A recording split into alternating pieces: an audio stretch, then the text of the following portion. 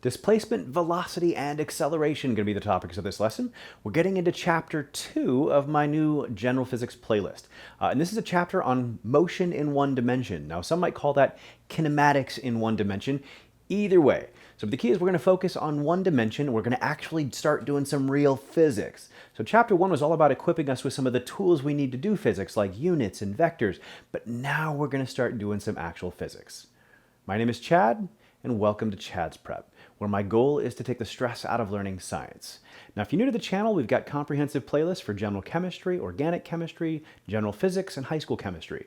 And on chadsprep.com, you'll find premium master courses for the same that include study guides and a ton of practice. You'll also find comprehensive prep courses for the DAT, the MCAT, and the OAT. All right, so we're going to start with displacement. And first thing you need to know is that displacement is a vector, not a scalar. And you might remember that that means it has both magnitude and direction. So whereas scalars have only magnitude. So it has both magnitude and direction, and we can contrast this with distance. So distance has only magnitude. It's just a scalar. It doesn't have a direction associated with it. So you might think of displacement as the change in position, which is why it's often symbolized as delta x. Now, in motion in one dimension, we're only going to consider motion happening in one dimension largely. So, and x is kind of the easiest first dimension to introduce. But technically, displacement could be defined as, say, delta y, if it's in the y direction and things of this sort. So, however, it's customary to introduce it simply as delta x for displacement here. And technically, again, it's displacement in the x direction, but in this particular chapter, motion in one dimension, we're only going to be considering one dimension, and it'll be the x dimension typically. All right, so displacement symbolized delta x, and the SI unit is meters. It has units of length here. And again, want to contrast it with distance here. So we've got two different paths here.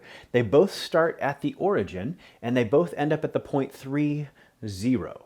And so as a result, the displacement is exactly the same in both cases. You might think of displacement again as the straight line distance between your initial starting point and your final destination. So, and whether you actually take the straight line path doesn't matter. Displacement doesn't care. It only matters where you start and where you end up. Where you start and where you end up. And if it's the same in both cases, then the displacement is going to be the same as well. All right, now the distance is definitely going to be different here. Notice the straight line path would be the shortest possible distance, and its magnitude in this case would be the same as the magnitude of the displacement. So, however, in this case here, we can see that this distance traveled is actually going to be longer on that pathway, even though the displacement is exactly the same. So, I want to make sure you got that distinction. Again, displacement is a vector, has both magnitude and direction, so distance is just a scalar with no direction associated with it. All right, so if we took a look and said, what is the displacement here? So, well, in this case, in going from the origin to 3, 0, that's a displacement of 3. And assuming this was in units of meters, we could say meters, but the units aren't given, so we don't really know. But it's 3, and we might say in the positive x direction. So notice it's not just magnitude. We got to give a direction here. And here it was in the positive x direction. It wasn't in the negative x direction. It was in the positive x direction. And notice I put this on a kind of classic Cartesian here. So, but for the purpose of this problem, we might just get rid of the y-axis and stuff like this, although I really want to set this up for dealing with both the x and y directions in the next chapter. So why it's introduced this way. Cool. Same thing here. If I said calculate the displacement, it'd be exactly the same. It'd still be 3 in the positive x direction. So second, we're going to move on to velocity here. And just like displacement, velocity is a vector. It has both magnitude and direction. Now, in this case, I might tell you that I'm going down the freeway doing 65 miles per hour. So, and that sounds like a velocity. And in our customary everyday vernacular, we might actually call that a velocity. However, physics is really specific. Because I didn't include a direction with that, that is actually not a velocity. It's not a vector. It is simply a scalar, and the scalar equivalent we call speed. So speed is the scalar. I can say I'm doing 65 miles per hour. Yep, yes you are. That's magnitude, no direction. But if I say I'm doing 65 miles per hour due north, that now is a vector quantity. It has both magnitude and direction, and that would be considered a velocity. All right, so We like to use miles per hour in driving and things of this sort, but the SI unit is meters per second. You might recall that that's a derived unit of length over time, and that's actually how velocity is defined. So the technical definition of velocity is an equation. It's the change in position over the change in time. You might recall that change in position, that's displacement. So it's really the displacement over the change in time. Now, it works out quite often that you're given time period, you say from time 0 to time 10 seconds. Well, then delta t is going to be 10 seconds. And so sometimes people leave this delta off, but it technically is a change in time. Because what if you didn't start at time 0? What if you had some big journey and you decided, well, from this point in the journey to the end, or something like that. So it is proper to put the delta there, although if you see it left off on occasion, no, it just means they're starting from time 0. So, but technically this would be position final minus position initial over time final minus time initial. The change in anything is always final minus initial. And again, if you've got time final minus time initial where the initial time is 0, that's why it just turns into time final in such cases, why you'll see it written sometimes improperly, just like that. You might even see me do it on occasion. All right, so there's your definition of velocity. And again, it has both magnitude and direction. But there are a couple different situations we might deal with when it comes to velocity. We might deal with constant velocity. And constant velocity means your velocity is not changing. And keep in mind, this means you're still moving, but your speed is not going up or down, if you will. And I said speed. I just want to make sure you realize the magnitude of your velocity is not changing.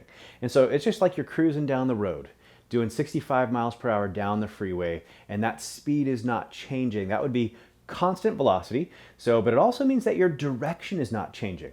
So it turns out that if your magnitude is not changing, but your direction is, like you're taking a turn at a constant speed, that actually is now no longer considered constant velocity. We'll have a whole section on like rotational motion and things of this sort where we'll deal with such situations. And so sometimes you can have your speed not changing and your velocity changing, as in such cases where you're on a curve. All right, but we might still, in this section, we're only going to be dealing with really largely motion in one dimension. And so we don't have to worry about going around a curve and stuff just yet.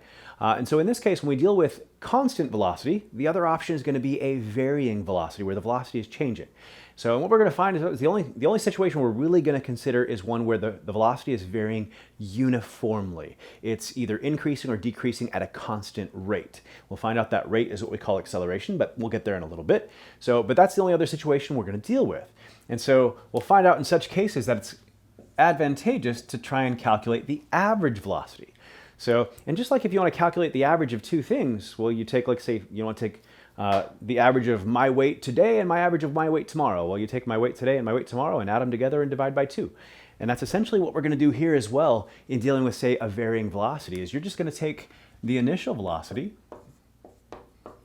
and the final velocity and add them together and divide by 2. Or add them together and multiply by 1/2. Same diff. You'll see it written both ways. So another equation that'll be customary when dealing with a varying velocity on occasion as well. All right, so we've introduced a couple equations. One was the definition of velocity, and one is just convenient to use when we're dealing with a varying velocity. And now we're going to introduce some really simplistic motion diagrams. The last lesson in this particular chapter is going to be all about motion diagrams. We'll give a little more comprehensive treatment to it. But here we're definitely going to talk about some really introductory motion diagrams where we're plotting position on the y-axis versus time. And I know this is a little confusing because you're plotting the x position on the y-axis. Yes, I am, and it is customary. Sorry, I didn't invent the rules here. But we're plotting the position in the only dimension we're concerned with, the x dimension, on the y-axis, and then time on the x-axis. Well, we can see in this first graph, we've just got a horizontal line. Notice that means that the position never changes as time progresses. Well, if you got no change in position, that means you've got no displacement.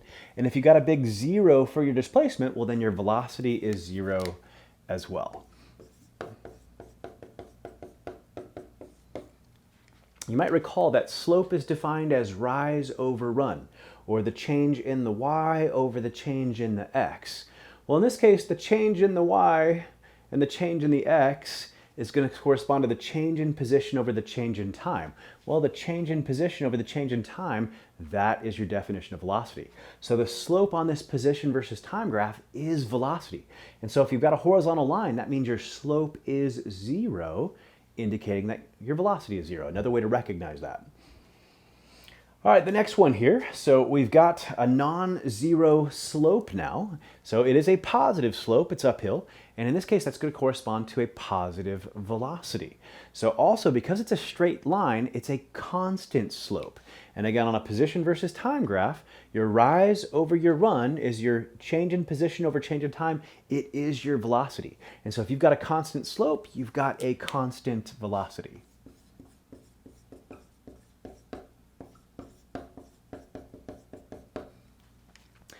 Now you might be tempted to be like, well, Chad, the velocity was constant back here. Well, yes, constantly zero.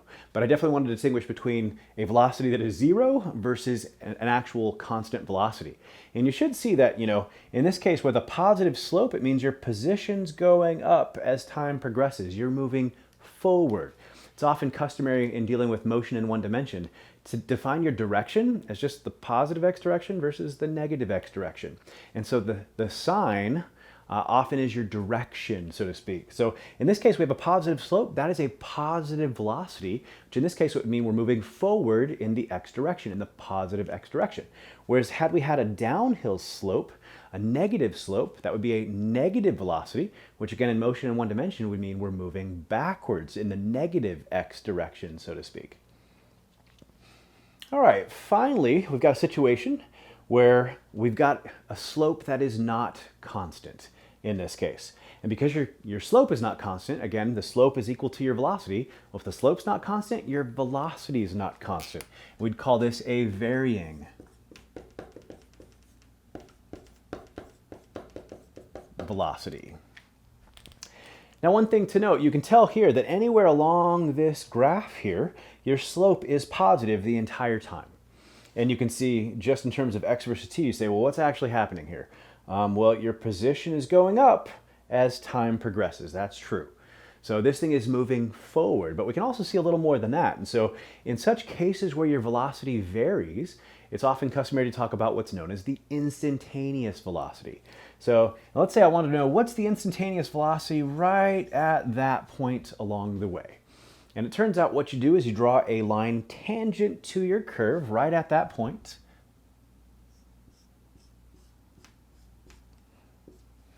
So, and the slope of that tangent, and again, slope on your position versus time graph equals velocity. The slope of that tangent line is the instantaneous slope at that point and is equal to the instantaneous velocity at that particular point. Well, we can see on this graph all along the way, the slope is getting more and more and more and more and more positive, which means the velocity is getting more and more and more positive. And if the velocity is getting more and more positive, that means this object, whatever it is moving faster and faster and faster in the positive x direction. Cool, that's velocity. So the third term we're going to define here is acceleration. So, and just like displacement and velocity, acceleration is a vector, not a scalar. And so it has both magnitude and direction. Now, in the case of displacement, it was the vector, and we kind of said something like distance could be the scalar version. With velocity, we said velocity is vector, and then speed was the scalar. We're going to have no scalar equivalent for acceleration. Acceleration is a vector. It has both magnitude and direction. Now, if you look at the definition of acceleration, first let's start with the unit. It's a derived SI unit of meters per second squared. So we can kind of see where that comes from based on the definition. So now, acceleration, again being a vector, I probably should have been using this a little more liberally. I'm really bad about remembering those arrows. Sorry, I forgot them on both displacement as well as on velocity. But acceleration is equal to the change in velocity over the change in time. That is the textbook definition for acceleration. All right, so to have an acceleration, you have to have a velocity that is changing. And students often struggle with the difference between velocity and acceleration. Now, if you have a velocity, it means you are moving. That's it. If you have an acceleration, it means not only are you moving, but most of the time it means that your speed is changing. Now, technically it means that your direction is changing, but we'll deal with that in a whole other unit. For now, it's going to mean not only that you're moving, but that how fast you're moving is changing. So a lot of people think of velocity and acceleration in similar fashion. They think like, oh, if I'm moving really fast, that must be I'm accelerating or, something like this. And again, it's not about how fast you are moving or how slow you're moving. If you're moving, you have a velocity, period. It's is your speed changing? So think about it this way. So a lot of people think of like, if I was going down the road on a motorcycle at 300 miles an hour, that'd be crazy, right?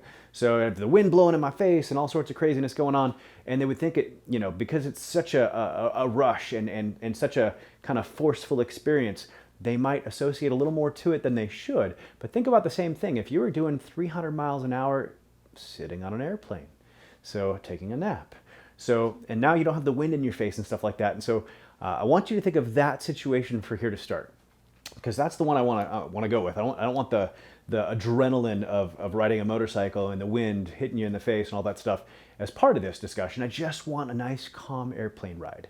Now, here's the deal. If you're flying through the air at a cruising velocity of 300 meters per second in some particular direction, and I said meters per second, 300 miles per hour in some particular direction, so as long as it's just constantly 300 miles per hour, you have a constant velocity, you do not have an acceleration. And it should feel very calm in your ride. However, think about taking off in that airplane. So as you're taking off, that plane is not only moving, but it needs to get to a velocity that's fast enough to generate enough lift on the wings to get that plane into the air. And so it's not only just moving and has velocity, but it has a velocity that is speeding up faster and faster and faster as it goes down the runway. And that's what throws you back in your seat. And the key is you have a velocity that is changing. In this case, it's increasing. And so you have an acceleration. And so oftentimes you can distinguish between when you have an acceleration and when you don't, is if you're being thrown back in your seat, so to speak. That's key, you have an acceleration. Whereas if it's all you're moving is constant velocity, you're not really being thrown back in your seat.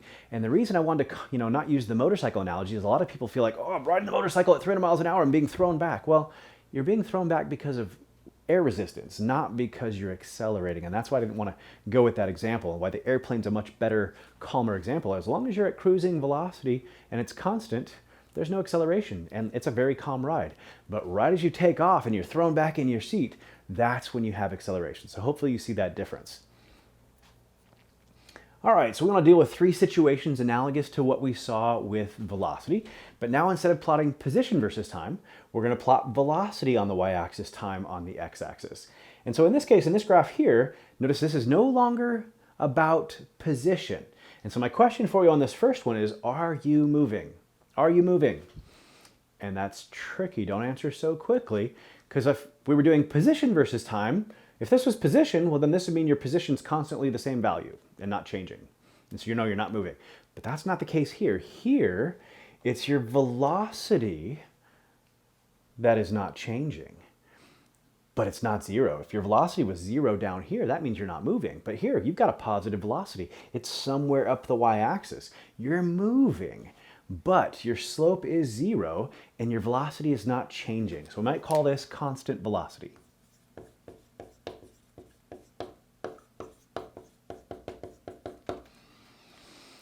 So, and keep in mind here that we've got velocity on the y-axis, time on the x-axis, and again, slope is equal to rise over run, and rise over run in this case is equal to the change in velocity over the change in time. The change in velocity over the change in time. The slope on this graph is now equal to acceleration, whereas again, that slope on the position versus time graph was equal to velocity. This is where students start to get confused. And again, we're gonna have a whole lesson on these motion diagrams to make sure you really understand the difference. But in this case, the slope on the velocity versus time, that is the definition of acceleration. And so if your slope is zero, that means your acceleration equals zero as well. Okay, let's go on to the next one here. So here we've got, again, velocity versus time.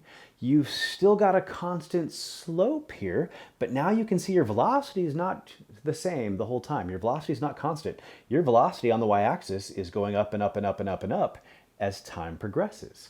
And so now you've got a velocity that is going up over time. You now are not at constant velocity. You actually have an acceleration. And we might call this uniform acceleration or constant acceleration. Because again, on a velocity versus time graph, the slope is equal to the acceleration. Well, because this is a straight line, it means you have a constant slope. Constant slope means constant acceleration, i.e., which means more commonly is going to be called uniform acceleration. You can call it constant acceleration, there's nothing wrong with that, but you're going to hear this word uniform used pretty commonly. And then finally in this last one here, now it's not a straight line, it's a curve. And so in this case, your slope is changing all the time. And if your slope is equal to your acceleration, then your acceleration is changing every time. And here we're going to have a varying acceleration. Now here's the deal. You are going to deal with problems in kinematics over the next couple of chapters that deal with this situation where there's no acceleration, i.e. constant velocity. You're going to deal with mathematical problems, calculations, where you have a uniform acceleration, a non-zero but constant acceleration. But mathematically, you're probably never going to deal with any kind of calculations dealing with a varying acceleration. You might deal with it graphically and have to identify it graphically or something like this, but you're probably not going to do any calculations with it throughout the entirety of this course. FYI, it would be a horrendous pain in the butt to treat. Okay, so that is acceleration. So now we've got displacement, velocity, acceleration, and let's do our first actual physics calculations. So now we're going to do our first actual physics calculations. And if you're taking this as part of my master course, then you've got the study guide, and the questions are right on the study guide with plenty of room for you to work out the answers and take notes and all that stuff. So if you don't, I will make sure the questions actually end up on the screen here. But the first question here says, a man makes one complete revolution around a 400-meter circumference circular track. What is the magnitude of his displacement? So we're going to go one full time, and that circumference is 400 meters. The question is, what is the displacement? Well, again, displacement only cares about where you start and where you finish. And you kind of think of it as the straight line distance between those two. And so in this case, the displacement would be zilch. Now, the distance traveled would not be zero. The distance traveled would be 400 meters of circumference here, right? So, but the displacement is indeed zero. So definitely just showing this example to make sure you realize the distinction between displacement and distance. All right, next question. Related to the first one, it says, a man makes 1/2 of a revolution around a 400.0 meter circumference circular track. What is the magnitude of his displacement? We'll find out that 400.0 part was all about sig figs. So it would make this kind of a little bit trivial. All right, so a little bit different than the first question here. So in this case, we're starting at a certain point and we're only going to go halfway around the track. Now again, we know the circumference of the whole track is 400 meters. And the question is, what's his displacement now? Well, it's not zero. And it's not zero because the point where he started and the point where he ended up are not the same point. So, but again, we don't want the distance. And again, if you think, well, a full circle is 400 meters, so a half circle would mean he's traveled 200 meters. Well, that's true. The distance he's traveled is 200 meters. But again, that's not the question. The question is, what is the displacement? And in this case, that is the straight line distance between the point you start at and the point you finish at, which is definitely going to be less than the path we took, less than 200 meters. But how do we figure out what that is? Well, it's going to require you to remember just a little bit of geometry from back in the day. You might recall that the circumference of a circle is equal to 2 pi r. And so we can use the circumference given of 400 meters to figure out the radius, and then use the radius to figure out the diameter, because this would be the diameter of that circle. The other thing you might realize is that 2 times the radius is the diameter, and so sometimes you'll see the circumference simply written as pi times diameter. And we can use that. So, but again, whether you use the first one and solve for the radius and then double it, or just solve for the diameter directly, take your pick. I'm going to solve for it directly. It looks a little bit easier. And so in this case, we're going to have 400.0 meters equals pi times the diameter, and we'll just divide through by pi, and the diameter is going to equal 400.0 meters all over pi. Now here you're going to see why I made it 400.0 meters, not just 400. Truth be told, that was a recent edit. because I didn't want only one sig fig. So now it ends in a 0 right at the decimal. That 0 is significant. That 4 is definitely significant. And so these zeros are now in between significant figures, and they're significant. And so now we've got 4 significant figures. If it was just 400 without the 0.0 at the end, that would only be one significant figure, and I definitely didn't want only one sig fig. All right, but we're definitely going to let our calculator do the work for us here when dividing by pi. And so we're going to do 400 divided by pi. We're going to get 127 and some change.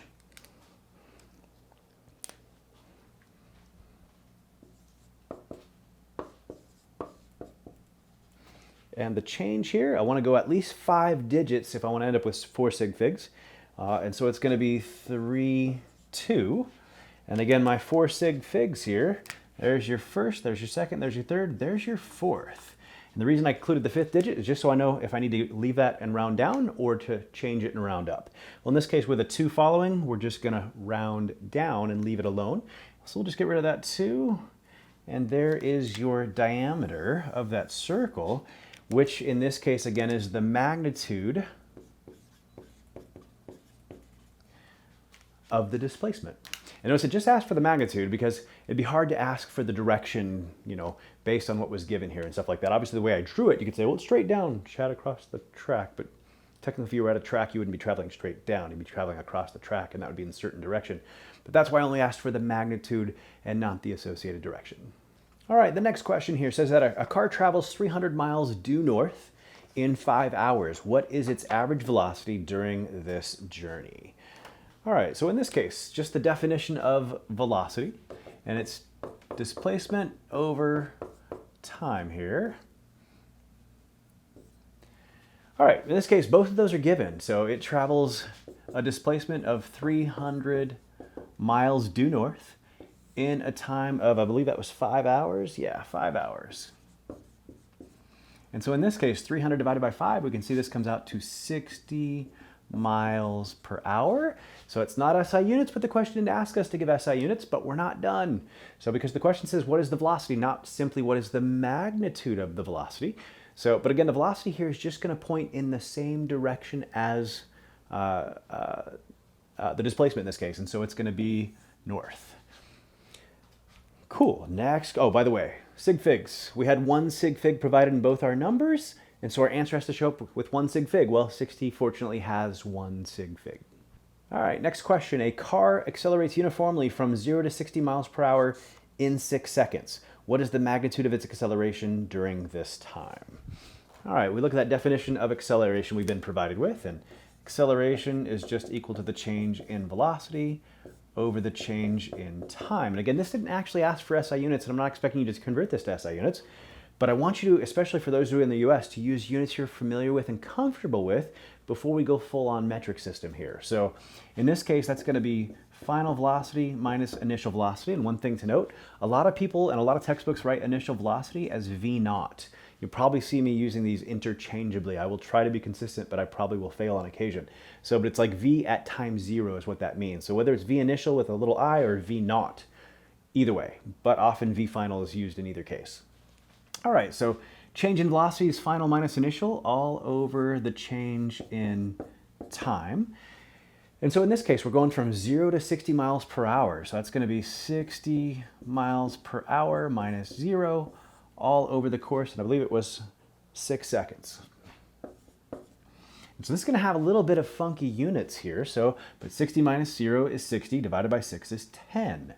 And it's going to be 10 miles per hour per second. And what this means is that its velocity is speeding up 10 miles per hour every second. And so initially it's going 0. 1 second later, it'd have a velocity now, or a magnitude of its velocity of 10 miles per hour. Another second later, it'd be up to 20 miles per hour. Another second later, it'd be up to 30 miles per hour. It's getting faster and faster and faster. And the rate at which that's happening is 10 miles per hour faster every second. Okay, now this is not your normal units. Notice if we wrote this out a little bit differently, we could write 10 miles per hour per second, and this actually looks worse, not better. So, and again, these are not the normal units we're going to see, and definitely not SI units. But again, this is going to be why I want you to think about the SI unit of meters per second squared as meters per second per second. Just like we have miles per hour per second, you can see like, oh, 10 miles per hour per second means it's getting faster 10 miles per hour every second. Same thing. In the next problem, we're going to see an acceleration of 10 meters per second squared, but I want you to think of that again as 10 meters per second. But we're going to use the exact same set of numbers here, but go metric system instead with different units. So now a car accelerates uniformly from 0 to 60 meters per second in 6 seconds. What is the magnitude of its acceleration during this time? And the process is exactly the same. And so change in velocity over change in time, which is, again is v final minus v initial all over that change in time, which now is 60 meters per second minus 0 all over 6 seconds. And now, again, my preference would be for you to look at this as being 60 meters per second. I'm sorry, 10 meters per second per second. But the way you're going to formally write that is 10 meters per second squared. That's the unfortunate thing, because the moment we make it 10 meters per second squared, students don't think of it the same way. They don't think, oh, when I see that, that means it's getting faster and faster and faster, 10 meters per second every second. And that's why it's my strong preference that you look at the units for acceleration and divide it up as velocity over time, meters per second per second. And when you see this, well, it started at 0. So 1 second later, its velocity or its magnitude of its velocity, its speed, would be 10 meters per second faster. So at time 0, it was at 0 velocity. At time 1 second, it's now got a velocity of 10 meters per second. At time equals 2 seconds, it's now got a velocity of 20 meters per second. At time equals 3 seconds, it's now got a velocity of 30 meters per second. It's getting faster and faster and faster. Now, one thing to note, especially with motion in one dimension, again, direction is often defined when we're dealing with motion and direction as either forward or backwards, which means either positive or negative, which usually refers to positive x direction, negative x direction. So one thing to note, in dealing with accelerations, so in this case we saw that the acceleration came out positive because the final velocity was higher than the initial velocity. But said this had been the opposite. Let's say instead this thing had been cruising down the road at 60 meters per second and hit the brakes and slowed down to 0 over the course of 6 seconds. And now all of a sudden you would have had 0 minus 60 meters per second over 6 seconds, and you would have got negative 10 meters per second per second. And it turns out the positive versus the negative, that's actually considered a direction in this case. Like the positive x direction, the negative x direction. It's part of the direction when we're dealing with motion in one dimension. And so now all of a sudden, what does that actually mean? Well, in this case, what a positive acceleration versus a negative acceleration means is it in the same direction as your velocity or opposite direction as your velocity? So in the first case, with a positive acceleration is in the same direction as your velocity, and your velocity is getting faster and faster and faster. So, but in the second case, so it turns out your acceleration actually is in the opposite direction.